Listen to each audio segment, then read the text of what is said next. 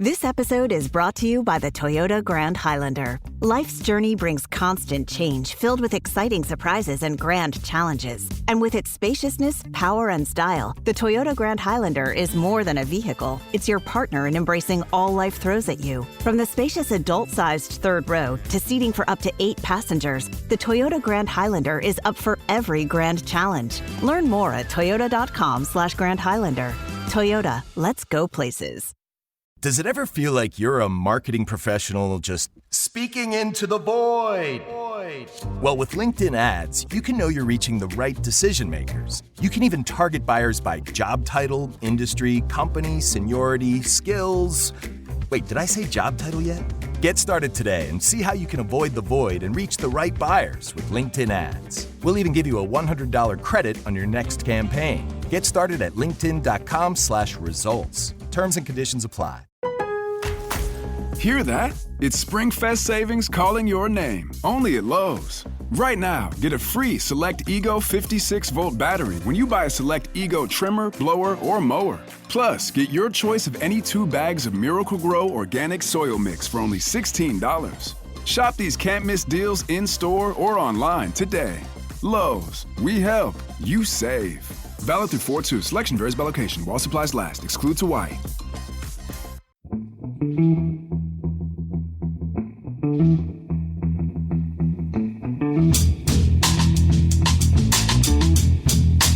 Hello and welcome to The Price of Football, the show that looks at the money behind the beautiful game with me, Kevin Day, and Liverpool University's Kieran Maguire. I was distracted by looking out the window there, Kieran. I thought it'll be all right. I heard you say go. I thought I can remember those words. I say them twice a week, and it turned out I couldn't. But not to my credit, in my defence, Kieran, I am still feeling a little bit fragile after sat down. And I should point out as well, I know we normally record this on a Monday, but we are recording this on Sunday afternoon, so I do have a reason for still being a bit. I'm hoping not to be by the time we normally record it. And I'm sorry for your. I'm sorry you had to sit through that game for a start. Perfectly honest. I was outside a bottle of champagne, and I still thought it was a terrible game. Luckily, Ed, who was sober, concurred. So I was like, yeah. I'm sorry. I'm genuinely sorry you didn't get through, Kieran. Your messages after we won were most welcome. Although it forced us to be polite and go, oh, yeah, good luck, which is not not really how we were thinking. It's questions day, Kieran, but we have a big news story, Kieran, as seems to happen every week. We've got a big news story coming out of UEFA. Yes.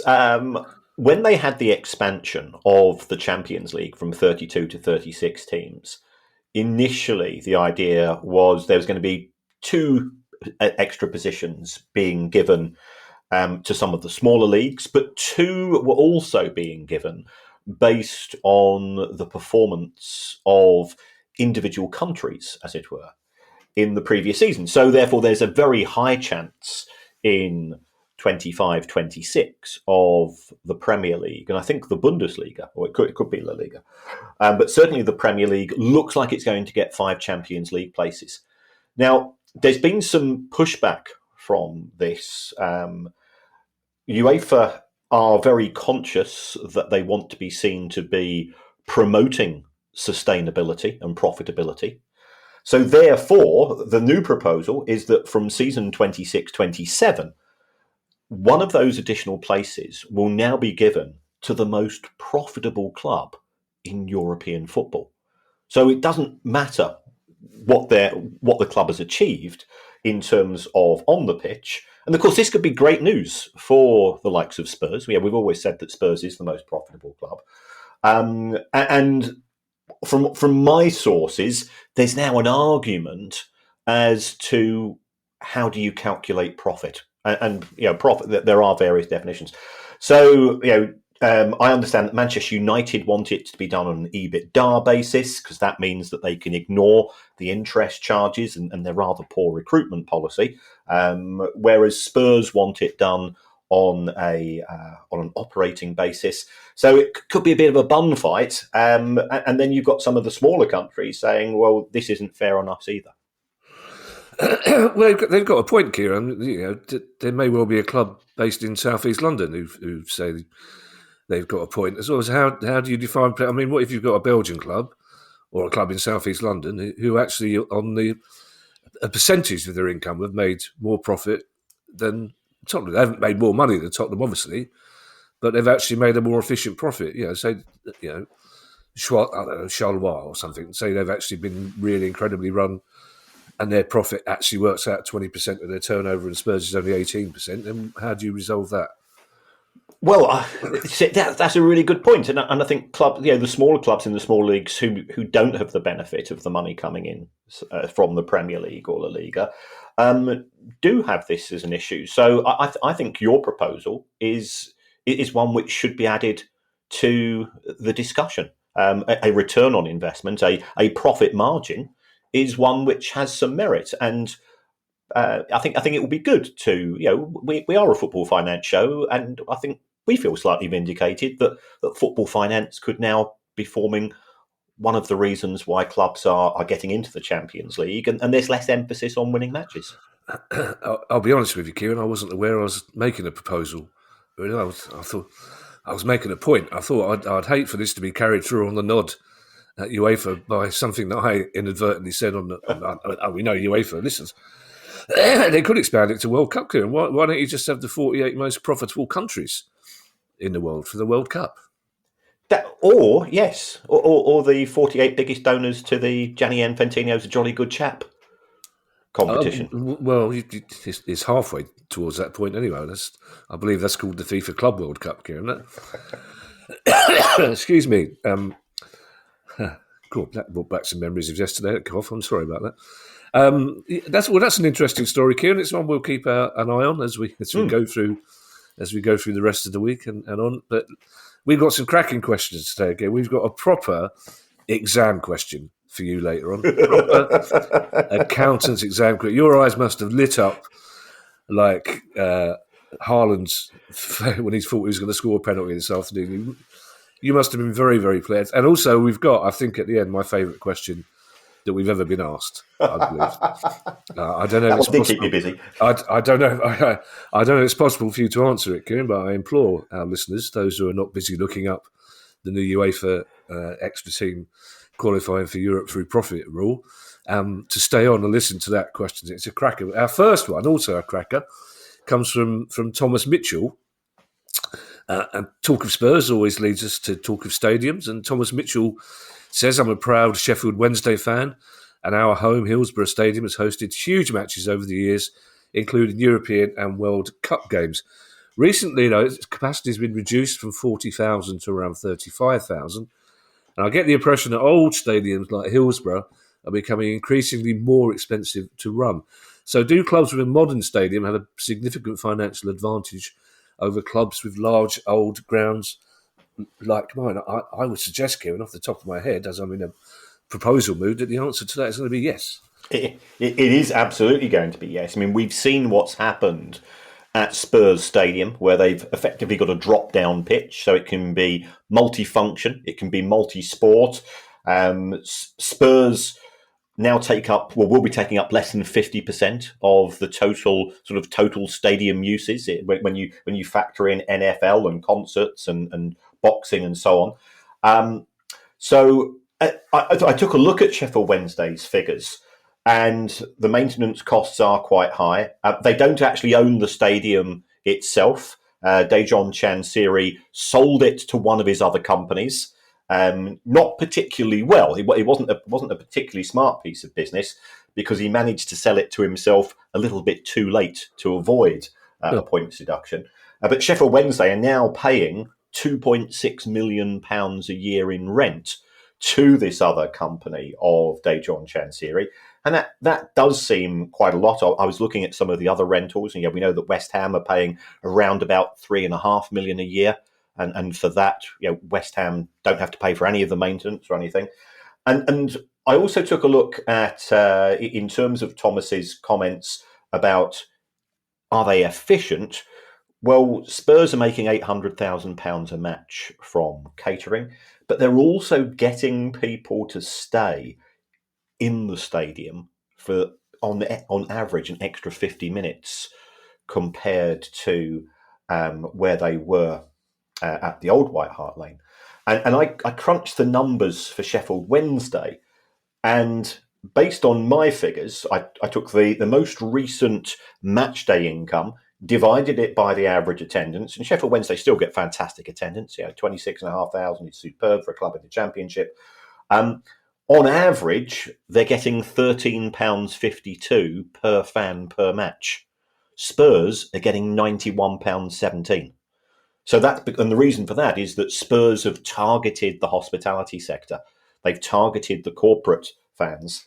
And if Wednesday fans say, well, I'm paying more than that, these figures are ex VAT. And remember, that does take into account seniors and kids and so on. But £13.52 per fan per match is not it's not a great yield. And it is indicative of, if you're in one of these older stadiums, they were not built for the modern day in terms of trying to monetize the corporate sector, the hospitality sector, and so on. I'm actually baffled by that stat you mentioned there, Kieran. The fact that Tottenham Hotspur Football Club are using the ground less than half the time. Less than 50% usage of the Spurs stadium is the football team, and the rest is there's more activity going on than football. That's a sign of the times, isn't it? It is. They've signed this new deal with, is it Haringey Council, who have now said we're going to grant you a license for 30 non-football events in a calendar year. That's good for local hospitality. That's good for the local pubs and the kebab shops and the chicken shops and all of the other stuff. And it's quite vibrant around there on a match day. If I was living close to the stadium, I wouldn't necessarily be feeling quite as chuffed. Although I always find it very enterprising going to Spurs that some people effectively hire out their front lawn to hawkers and sellers and so on. And people are selling goods for there. So perhaps some local residents will see a positive from that as well. I'd love to know which route you're taking to the new stadium, Kieran, because the route I take to that stadium passes very few front lawns. It's not a part of London I associate with front lawns, Kieran. Front yards. Okay, let's. All right, okay. Hats off, by the way, to you talk about enterprising local businesses. The man who named his baked potato shop Tottenham Hotspud is either going to get a medal or a letter from the club's lawyers. But Tottenham Hotspur, I suppose the other problem as well for clubs like Sheffield Wednesday, you're talking about the local economy, is I realise this is going to sound insensitive given the events of the weekend, Kieran, but they're missing out these days on a semi-final every year as well, which was an extra 40,000 visitors to the city, spending money in the city, wasn't it? It was, Wembley is special, and I hope you have a fantastic day out there. Genuinely do that. But I think it was special because it was always the final. Yeah, and I think the FA have diluted that to a certain extent, but it will be a great day out for all the fans. And this isn't going to sound patronising. Forest fans haven't been there for a few years, Villa fans, and so on. So perhaps being able to host the match there, which was partly driven. I mean, that decision was very much driven by the refurbishment, or effectively the rebuild of Wembley Stadium being very, very expensive and not necessarily particularly well thought through. And therefore the FA had to recoup its money somehow, and not having to hire out a stadium elsewhere in the country, even though from a fan's point of view, it's very frustrating because there is more to this country than London. Pardon? Yeah. Sorry, yes, you're quite. I mean, yes, quite right, Kieran. Absolutely. I'm hoping for 2 lovely days out at Wembley. Yes, Kieran, true. And I'm assuming that Wembley might impose their balloon ban a bit more effectively than It's or imposed elsewhere. It's one of the most optimistic things I've ever seen was the Fulham statement saying balloons will not be allowed in the stadium. Well, apart from those idiots who inflated their balloon before they went in, you ain't going to stop anybody sneaking a balloon in, are you? And all you have to do is add 15 minutes to the kickoff time while they get burst. I noticed as well, Kieran, you seem to be wearing your cycling shirt and you're standing up. You're still having trouble with the saddle? Yeah, I've been out. It's a glorious day today, so yes, I've just got back in from a nice long cycle, and I hadn't had enough time to change. So yeah, I'm in my my local village cycle gear. Of course, your local village has got a cycling team. It's not a glorious day, Kieran. It's a horrible day, and it's still blinking daylight. Here we go, Kieran. Here's your question. All right, here's your first question. This forms 12% of the total marks for your exam. And this question comes from Christopher Osborne. And Christopher says, thank you for sending this in, Christopher, by the way. You've made a middle-aged man very happy. And you've given me a chance to pour a glass of wine. So, excellent. As the cost of signing a player is capitalised as an intangible asset and then amortised across the length of the contract, how does impairment work? Can or do clubs try to impair players in a 3-year period that they have made a decent profit to lower the amortisation expense for a future spending spree? Right, this is a very technical question, and thank you very much, Christopher. It's taken my mind off some other events this weekend, so I'm much appreciated. For those people unfamiliar with what is meant by impairment, impairment arises when a club signs a player. So let's say that we signed a player for £50 million on a 5-year contract. So normally you say 50 divided by 5, that gives us a figure of 10 for amortisation. So the value of the player, end of year 1, 40, end of year 2, 30, end of year 3, 20, and so on, going down to 0 when the player can then leave at the end of the contract on a Bosman. And that's fine until it's not fine. What happens if the player suffers a career-ending injury after a year? So he's in the books at a value of £40 million, and all of a sudden, he's never going to play again. So therefore, his market value falls to 0. Under those circumstances, that's what we refer to as an impairing event. It's something unexpected which happened. So what you do there, you'd say, right, the player's had to retire early. He's in the books at £40 million. We're going to write him down to 40 million. So that's called an impairment cost. The other time that it arises is if the player doesn't fit in for whatever reasons, and you've then got a problem. So if we take a look at the accounts of Chelsea in 2022, they impaired players to the tune of £77 million. They said, well, we signed the player, we thought we were going to impair them on an annual basis, but actually it's not worked out. And the player is worth far less than the market value. Now, I don't want to make accusations as to who these players be. I think there's a fair chance Romelu Lukaku, who only played for Chelsea for one season, and they signed him for £97 million. Remember, Chelsea also had the world's most expensive goalkeeper in Kepa, and he'd effectively fallen out of favour by that season as well. So they'd have written down his value. So that's how it operates. I think what Christopher was implying, I always get imply and infer the wrong way around, was, is there scope for manipulation of impairment? And the answer to that is yes, because impairment is effectively accelerated amortization. So what would arise in a season if you've got a load of PSR headroom? You know, you've only lost, say, 60 million over 3 years, and you're effectively wasting. Remember, you're allowed to lose 105 million. Why not accelerate some impairment, so accelerate some amortization in the form of impairment? And let's be honest, the auditors haven't got a clue. You know, accountants know nothing about football. You say, yeah, that player hasn't worked out. You know, we're going to write his value down, and you get the agent to agree. You get get a valuer, one of the coaches to agree with the manager, and the accountants will just say, well, okay, we'll take your word for it. So there is a problem here because there's no right figure. There is no such thing as a market value of a football player that we can have with any degree of certainty. It's not like my bicycle. I know exactly how much my bicycle costs, or if you go to buy a phone, you know exactly how much your iPhone costs or your Galaxy costs, whatever it's going to be.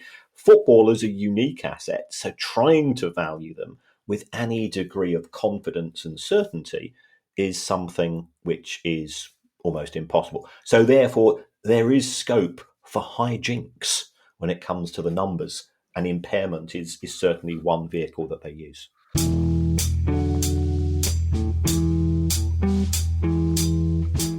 When you think about super successful businesses that are selling through the roof, like Heinz or Mattel, you think about a great product, a cool brand, and brilliant marketing. But there's a secret. The business behind the business, making selling simple for them and buying simple for their customers. For millions of businesses, that business is Shopify.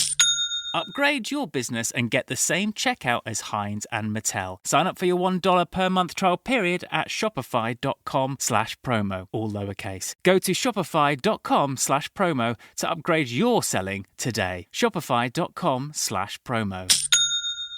I was never really a runner. The way I see running is a gift, especially when you have stage 4 cancer.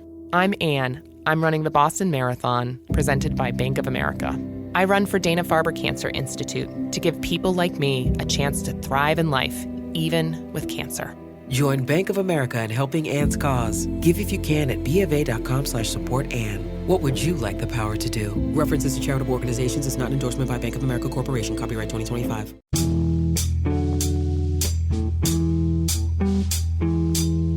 If you value a house, Kieran, a friend of mine is an estate agent and a nuisance, really, because you can't walk down the road. You can't walk down the road with him without him telling you how much a certain house costs. But when it comes to valuing houses, there are certain sets of criteria that they all adhere to. There's a base level and location, number of rooms.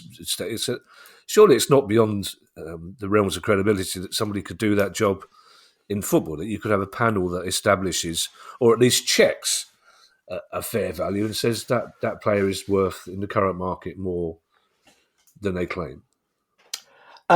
There have been attempts to do this. I believe in Italy, when there was a very serious investigation by the judicial authorities into the activities of quite a few clubs who had been swapping players around, that they tried to do that. But I absolutely take on board what you're saying with the house. Now, this was, I bought an apartment in Liverpool recently. How did I get to what I thought was a fair value? I went onto Rightmove and Zoopla. I saw the prices for the other apartments, and they're all pretty similar. One might have a slightly better view out the window of the liver bird. I can see the liver bird from my balcony, which is quite nice when you're in Liverpool. And others couldn't. Some you might get received the sum, which I know you wouldn't like, but other people might. And you make sort of slight adjustments for that. Footballers are more complicated. Footballers are a bit like buying a work of art. How much is a Banksy worth? How much is a Van Gogh worth? Ultimately, it's very much a case of beauty is in the eye of the beholder when it comes to a footballer, because you've got a coach or you've got a director of football who says that footballer has exactly the correct right attributes which fit into our philosophy, our culture of the club, and therefore perhaps that player can be worth an extra 5, 10, 20 million pounds to, say, Manchester City than it would be to Manchester United, because of the way that they fit into the jigsaw of a team and squad environment. So I've spoken to people who get involved in valuation, and they said, it's a bit like trying to value a football club. Ultimately, how much is it somebody's is willing to pay? And therefore, you can say the same thing from an impairment point of view. And now, here's an interesting one, Kieran. It comes from Graham Hickey. And it's a subject we have looked into, but we haven't looked into it at this level of detail, if you see what I mean. And Graham Hickey says, as I sat watching a booking being given to a player in a German 4th-tier match between Tasmania Berlin and Dynamo Schwerin, Apologies for the pronunciation of both those. A question came across my mind I feel only you could potentially find interesting enough to provide an answer to. That's a very fair point, Graham. Are the fines provided for bookings and sending-offs enforceable to an extent that action such as a county court judgment or a high court order could be invoked? As the father of a 15-year-old centre-back who's known to provide a tackle or three as agricultural as the Wurzels ploughing a field, look it up, kids, I'm wondering what the potential punishment could be if I decided not to pay the fines dished out for his indiscretions. Well, first of all, Graham, you ain't going to stop him putting those tackles in if you're paying the fines. Start making him pay the fines, and he might be a bit more circumspect in going to ground and kicking some other poor little 15-year-old up in the air on a field somewhere. But it's an interest, because we have talked about, Kieran, where the money goes for fines, how fines are enforced, but we've never, to my knowledge, talked about what happens if people do refuse to pay those fines at whatever level. Yes, I think as far as the professional game is concerned, if the player refused to pay, then what would happen would be that the football authorities would approach the club and effectively say, take this money out of the salary. Now, I'm aware of some very high-profile Premier League footballers and others who are actually in a bit of a pickle when it comes to things like this, because their agents, their representatives, effectively run their finances. Because some players will say, "Look, I'm absolutely crap with money. I want you to look after it," and therefore they're given an allowance. So it could be that the player says, "Well, yeah, I can't pay this. It's because if it's a large fine, my allowance doesn't give me that money." I guess under those circumstances, they could negotiate extenuating circumstances with their representative, unless that money is going into various sort of tax efficient schemes which would prevent it. So I think there is a genuine issue here.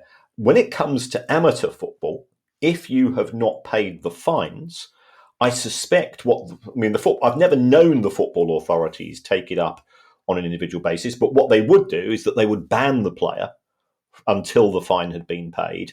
And an alternative to that is that they might say to the club, we will withdraw your registration. We will not allow you to complete fixtures. And it could be that somebody else at the club ends up paying those fines. So how enforceable it is in a court of law, we've never gone that far, to my knowledge, but it would be very much as a last resort. Yes, also it's not the sort of question we can waste Nick DeMarco's time with, is it? This one. I mean, I'm not implying he's any part of our secret roster of anyone, but we do interview him once or twice a year. I don't think I could generally ask him, what happens if you don't pay your 15 quid fine?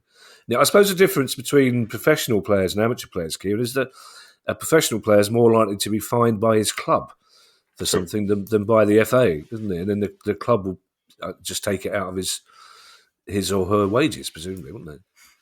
Yes, and also, we're familiar that the way that some dressing rooms are run is that there are fines which are enforceable by the squad, by the captain or the vice captain, for misdemeanours. I think famously, didn't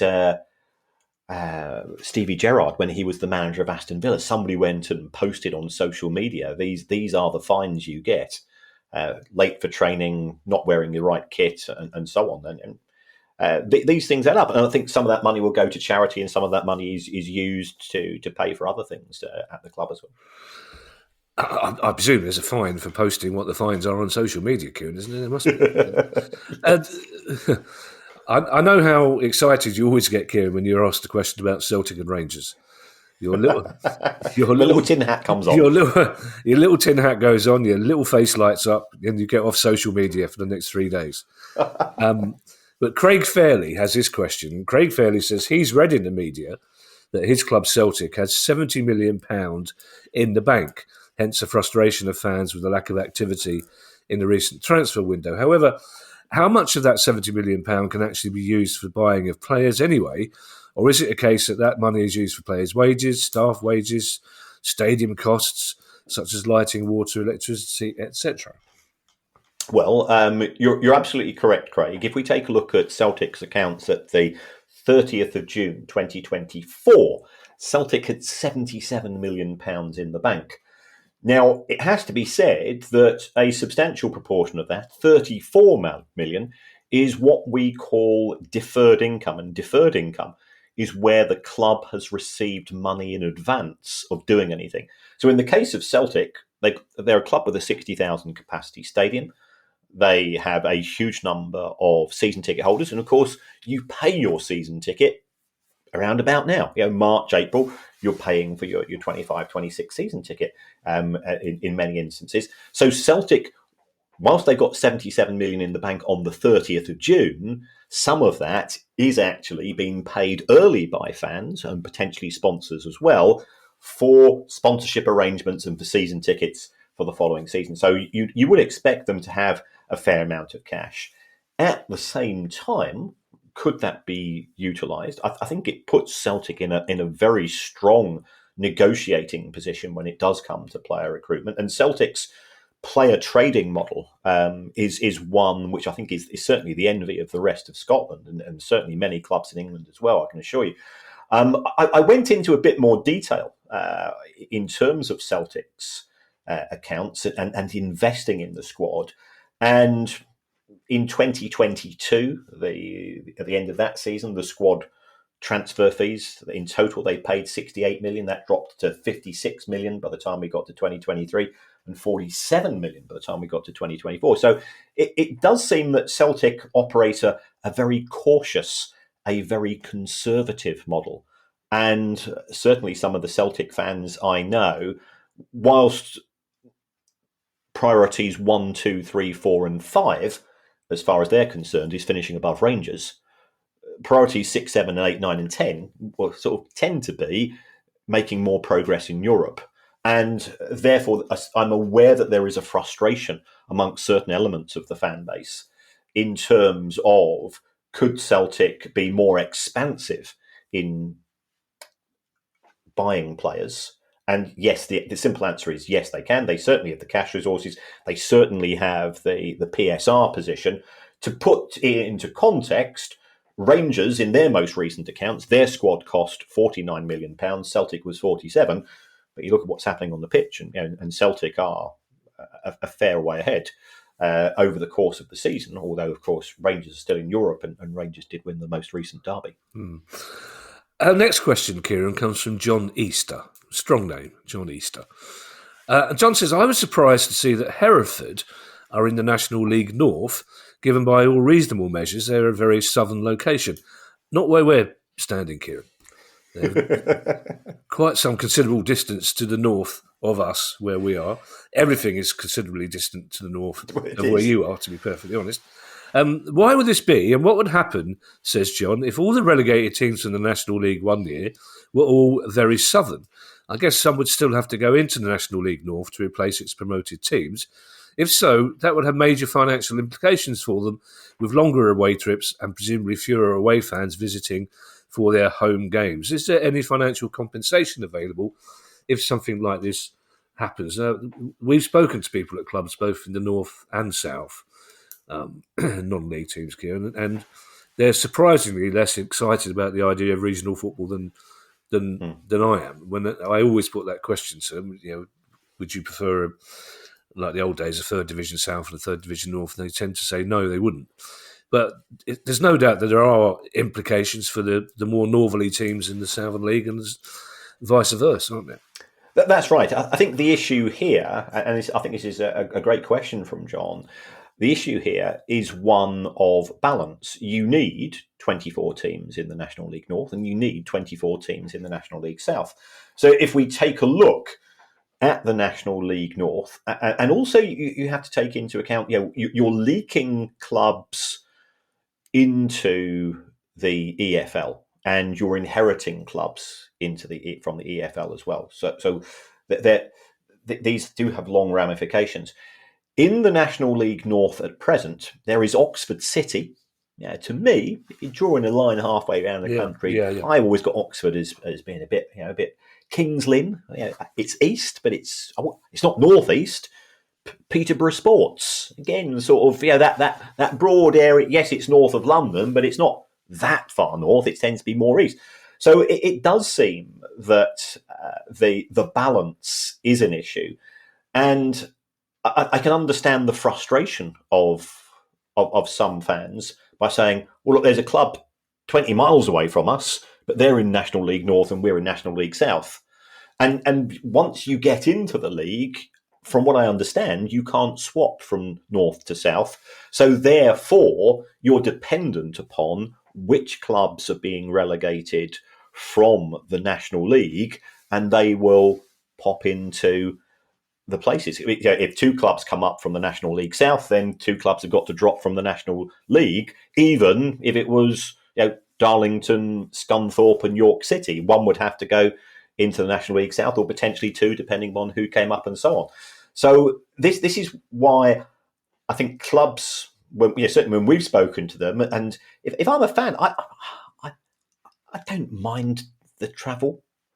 It does give you an opportunity to see so much more of the country. My knowledge of geography of this country, like many football fans who grew up in the 70s and 80s, was purely driven by having my shoot come out each year and filling in my little tabs and going to matches. And I think to restrict it to half the country, especially a fairly arbitrary half of the country, the savings that clubs make in terms of transport aren't necessarily as great as people claim.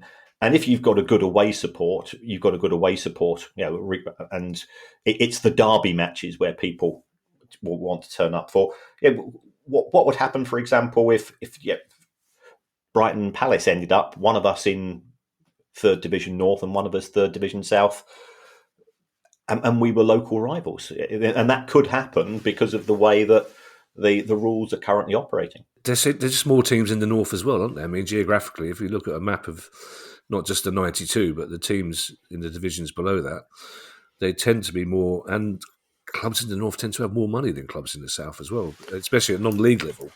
Yeah, you certainly have far more northerly teams who are full-time professional. And if you compare National League North to National League South, again, full-time versus part-time, there is a difference.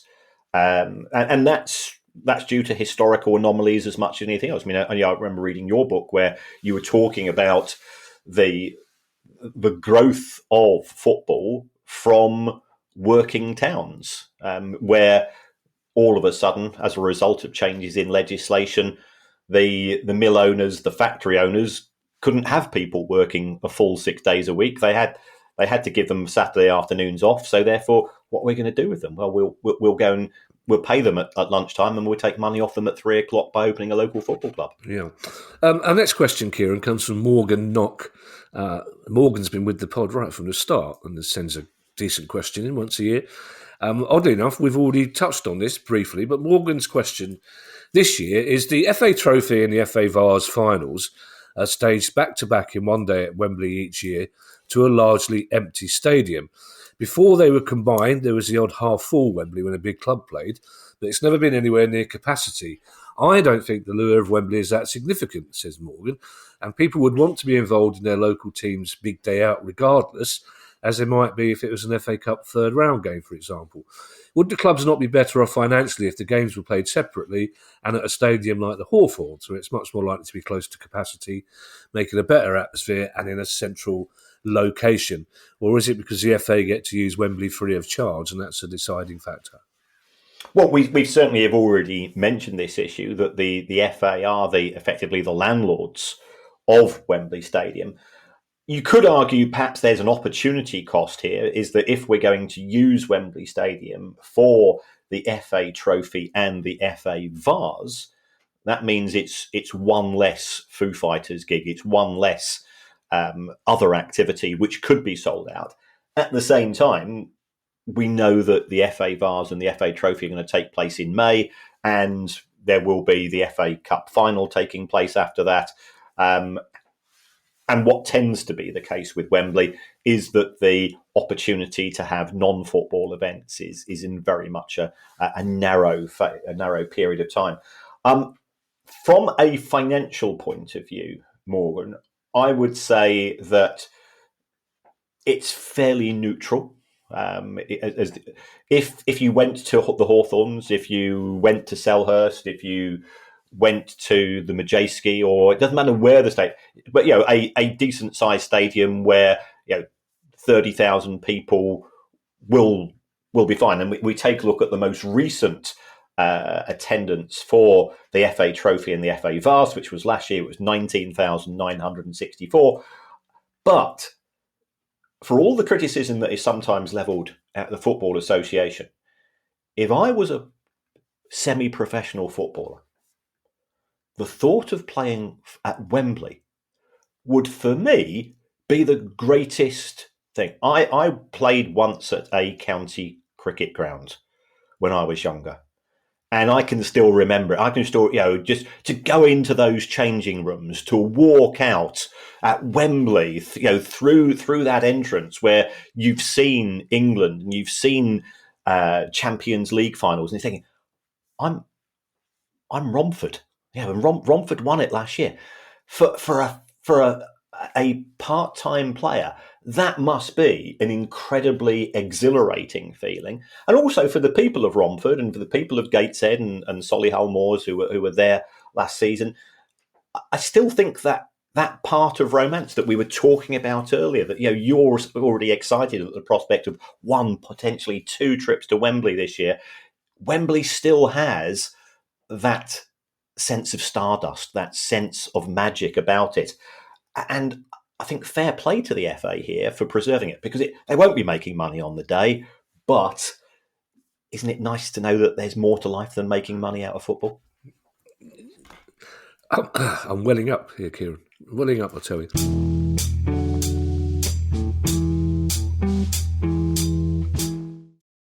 This episode is brought to you by Walmart. New beauty is in bloom at Walmart, and it's all about springtime radiance. From Drybar, Tula Skincare, and hundreds more available online, Walmart has the premium brands you want and this season's on-trend products for flawless, glossy hair and hydrated skin. Big name beauty brands? Check. The things you love? Check. Find trending spring beauty and all you need to look and feel gorgeous at Walmart, on app and online. I can say to my new Samsung Galaxy S25 Ultra, hey, find a keto-friendly restaurant nearby and text it to Beth and Steve. And it does, without me lifting a finger. So I can get in more squats anywhere I can. 1, 2, 3. Will that be cash or credit? Credit. 4. Galaxy S25 Ultra, the AI companion that does the heavy lifting so you can do you. Get yours at Samsung.com. Compatible with select apps. Requires Google Gemini account. Results may vary based on input. Check responses for accuracy.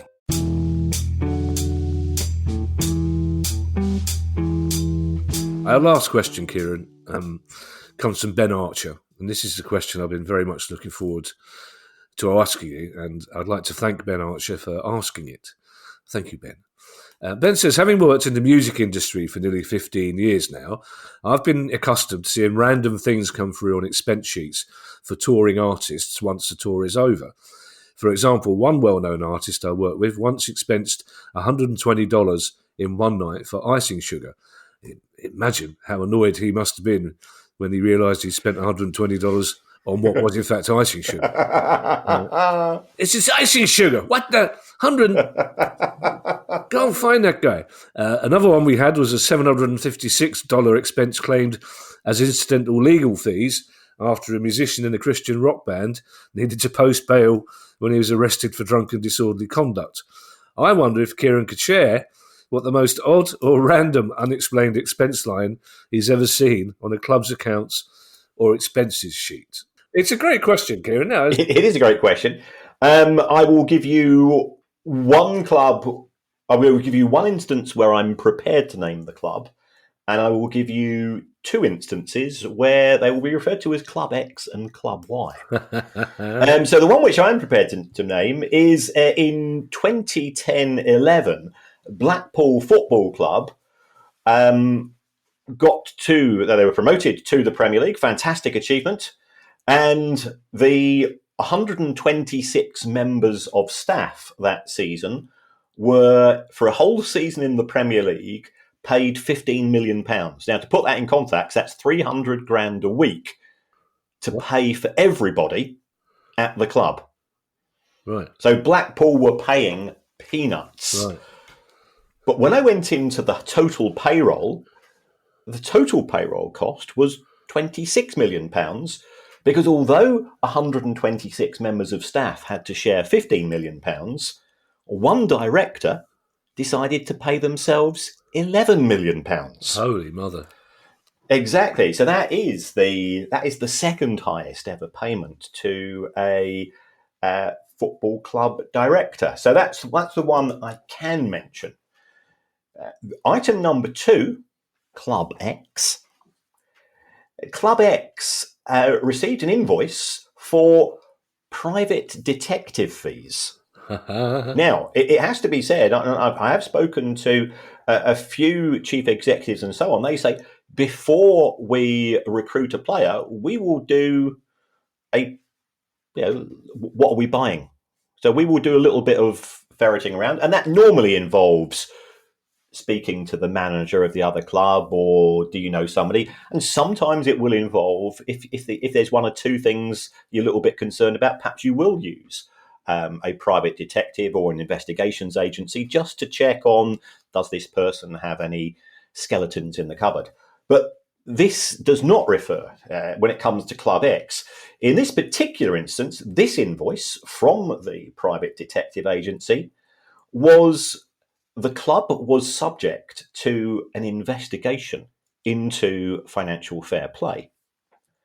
And Club X, when the inspector came to take a look at the club's books, employed a private detective to follow the inspector around town to see if he or she got up to anything which might later be of use. Wow.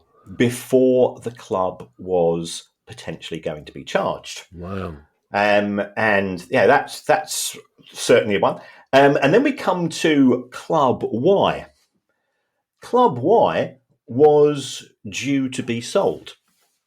An agreement had been made.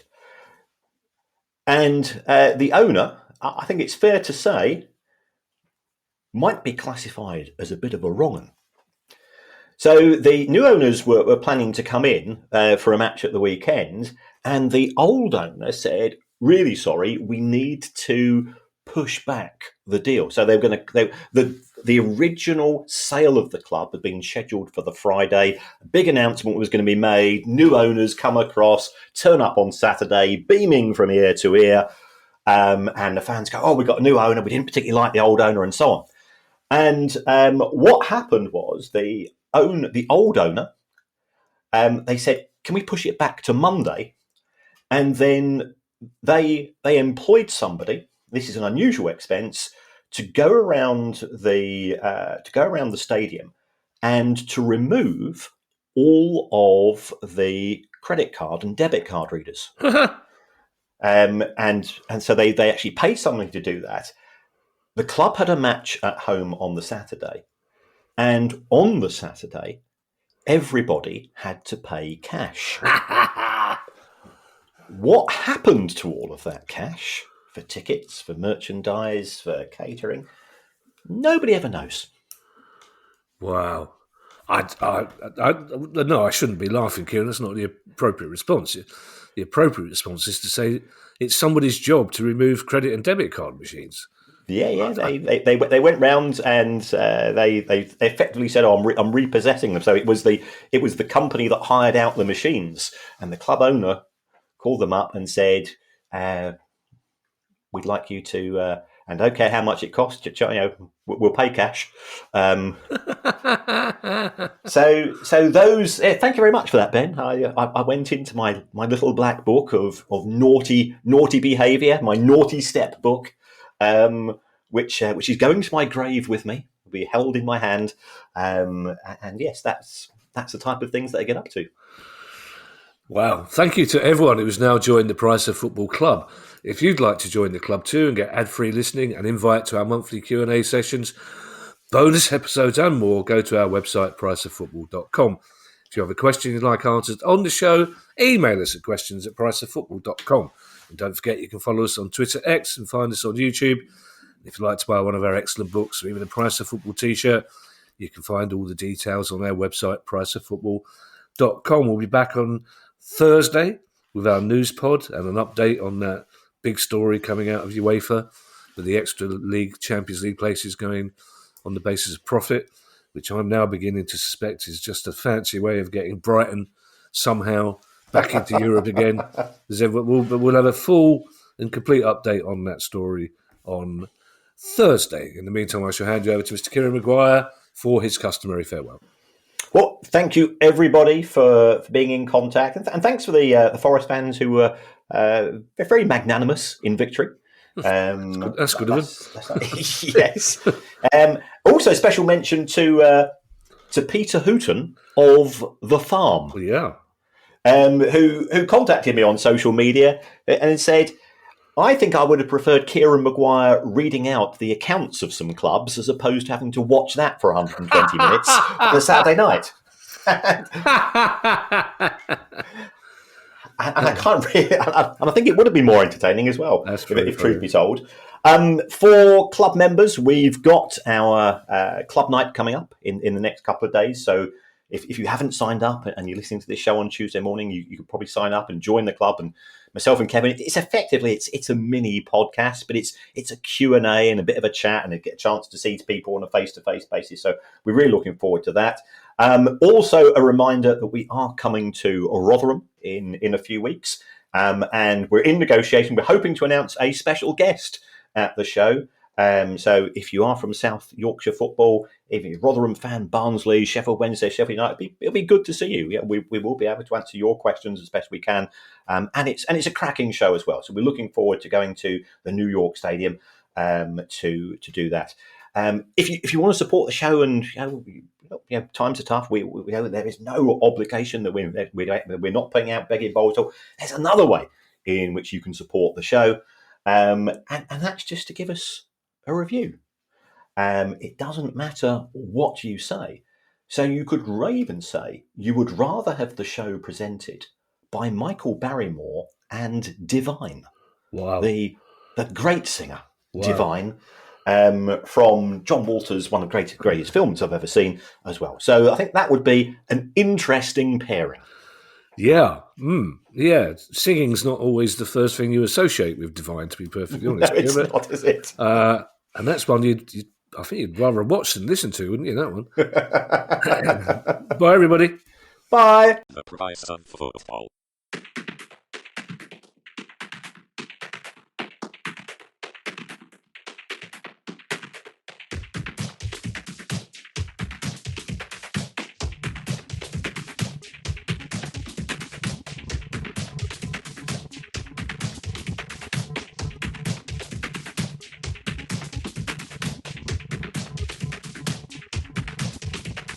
The Price of Football.